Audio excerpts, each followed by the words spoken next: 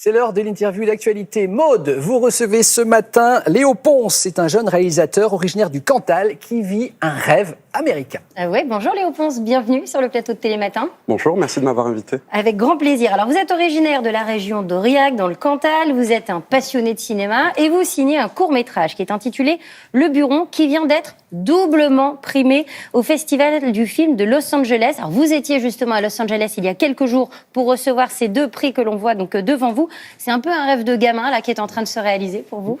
Alors je viens d'Arpajon-sur-Cère, à côté d'Aurillac, dans le Cantal. Et c'est un peu un rêve d'enfant. Alors, le but, c'est de faire des films à la base pour s'amuser avec des amis. C'est vraiment en mode, je dirais, amateur. Donc, c'est pas vraiment niveau professionnel. Mais du coup, c'est une sorte de reconnaissance pour toute l'équipe et pour le travail qu'on a fait. Et je dirais que oui, ça peut être une sorte de rêve, même si c'est pas une fin en soi, bien sûr. Alors, vous êtes arrivé à Hollywood, je suppose, avec beaucoup d'étonnement, enfin, à Los Angeles. Qu'est-ce qui vous a le plus marqué sur ces jours que vous avez passés là-bas? Alors, beaucoup d'étonnement, et c'est surtout le fait d'avoir déjà été nominé pour ce festival. Donc, il y a eu 2300 films qui ont été proposés. Ils en ont sélectionné 70. Et en fait, déjà, pour moi, le fait d'avoir été sélectionné, c'était déjà une grande récompense. Oui. Et donc, une fois que j'étais au festival et que j'ai vu qu'on a annoncé mon nom avec le nom de mon film dans les vainqueurs, alors j'y croyais pas. Et quand j'ai réentendu le nom 5 minutes plus tard pour le deuxième prix, alors là c'était encore incroyable. La stupéfaction. Oui, c'était la stupéfaction. Alors donc vous avez obtenu le prix du meilleur thriller et celui de la meilleure mise en scène. On va regarder un extrait du film et on en parle juste après. Oui. Si un jour vous veniez à vous égarer dans les monts du Cantal, prenez garde. Là-haut, les choses ne sont pas toujours ce qu'elles semblent être.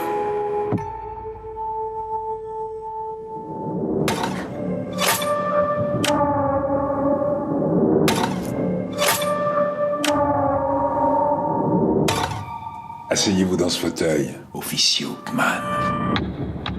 Qui êtes-vous? Ça n'a aucune importance.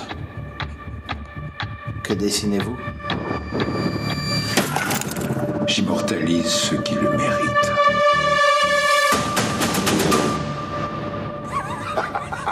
Montrez-moi votre dessin! Parfois, mieux vaut rester égaré. Alors Léo, votre film s'appelle Le Buron. C'est quoi un buron? Ça, c'est la grande question. Un buron, c'était une sorte de refuge qui est donc dans les montagnes du Cantal et d'Auvergne et qui pouvait servir donc d'abri aux paysans, aux agriculteurs qui travaillaient dans les montagnes et qui fabriquaient le fromage. Et donc, d'ailleurs, s'est posé la question de la traduction du titre Le Buron aux États-Unis. Et puis, parce que même en France, tout le monde ne sait pas ce que c'est qu'un buron. Moi, voilà, c'était et un peu la question. Alors, comment ça se traduit? Et ça se traduit pas. Donc on est resté sur Le Buron. Voilà. C'est pas plus mal. Alors expliquez-nous comment on passe concrètement du Cantal à Hollywood. Qu'est-ce qui s'est passé? Vous avez envoyé une candidature. Comment ça s'est fait? Oui, c'est sur candidature. Donc on s'inscrit pour participer au festival. On envoie le film sans grand espoir en vérité. Et puis ensuite, comme je l'ai dit, c'est l'étonnement et la surprise. Alors, quand on a ces deux prix, donc là, qui sont devant vous, ça va changer quoi concrètement maintenant pour vous? Je pense que c'est une reconnaissance du travail et qui va permettre une certaine crédibilité dans la suite, notamment pour mon prochain film, un long métrage sur lequel je travaille.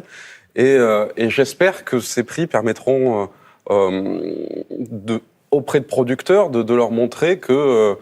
qu'on n'est pas totalement amateur, que même si on vient du Cantal, c'est pas pour ça qu'on peut pas faire des choses, qu'on n'est pas capable de faire des choses qui tiennent la route. Oui. Et donc c'est aussi ça, c'est une certaine crédibilité. Alors lors de ce séjour aux États-Unis, vous avez été approché par une grande plateforme, Amazon Prime, 200 millions d'abonnés, et qui va diffuser ou qui diffuse déjà votre film. Qui diffuse déjà Le Buron. Donc Le Buron est sur Amazon Prime dans le monde entier, à l'exception de la France. Oui, c'est sur YouTube en France. Voilà, c'est sur YouTube. Donc n'importe qui, vous pouvez aller le voir sur YouTube. J'invite tout le monde à se rendre sur YouTube et à taper Le Buron.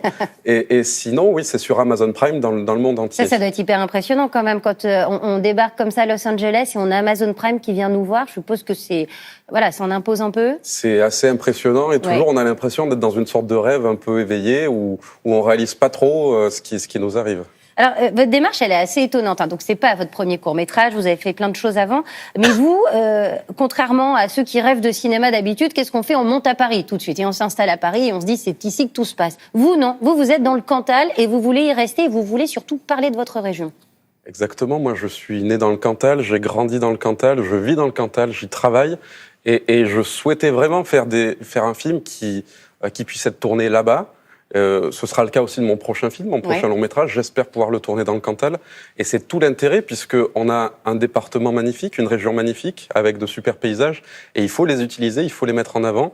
Et je me répète, c'est pas parce qu'on vient du Cantal qu'on n'est pas capable de faire des choses. Et donc, on essaie de le prouver d'une certaine manière. Et pourtant, sur le papier, on peut se dire que le Cantal, c'est peut-être pas ce qui va faire le plus rêver, surtout aux États-Unis. Pourquoi ça a marché, selon vous? Pourquoi le Cantal, ça ferait pas rêver? Alors moi, je suis originaire du nord de la France. Vous voyez, je me dis que c'est pas forcément la région qui fait le plus rêver. Donc, je trouve ça très bien de mettre les régions en avant. Mais qu'est-ce qui a fait que les Américains ont particulièrement aimé votre film? Alors, on m'a beaucoup parlé, une fois que j'étais là-haut, des paysages, justement, des décors. Donc, je pense justement que le département y est pour beaucoup. Et puis, il y a aussi cette histoire un peu fantastique, un peu mystérieuse, un peu étrange, qui accroche bien aux États-Unis. Ils sont friands de ça. Peut-être un peu moins en France. Mais moi, c'est ce que j'aime, c'est ce que j'aime faire. Et je vais essayer de continuer sur ce registre-là. Alors, vous parliez de votre prochain projet, donc ça va être un long métrage qui va être tourné dans le Cantal. Mais est-ce qu'il y a aussi l'idée, l'envie de s'éloigner un petit peu de vos terres natales à un moment pour faire d'autres choses? Alors, s'éloigner, oui et non. C'est-à-dire que bien sûr, il faut s'ouvrir, il faut aller ailleurs pour chercher, pour former une équipe, pour trouver des comédiens.